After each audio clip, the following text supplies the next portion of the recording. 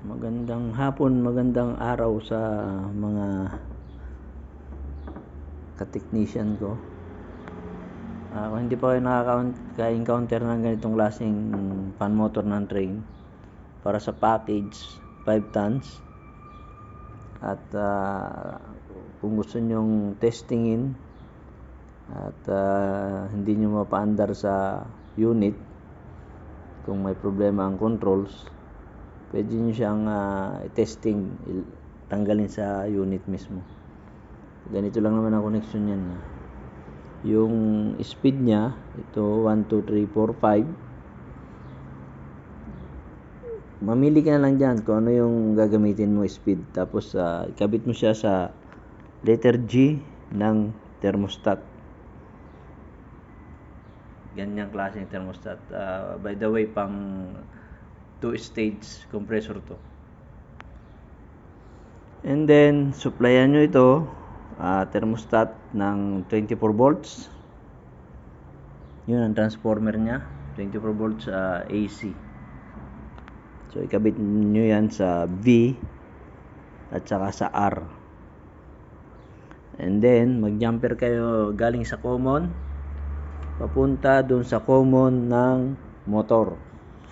Kasi 24 volts ang nagko-control dito. Ito yung bali nandito yung electronics niya sa ibabaw na to. Pero ang supply niya 220 pa rin.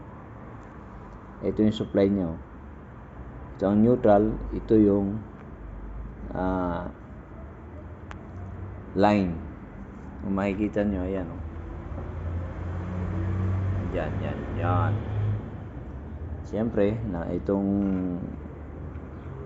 dalawang wire na to, ito yung supply ng transformer. Bali connect lang ako dito sa main supply niya. At ngayon po, ito, testingin natin kasi medyo nagka-problema dun sa unit. Paandarin natin.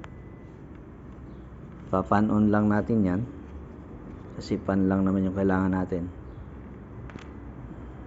Yan.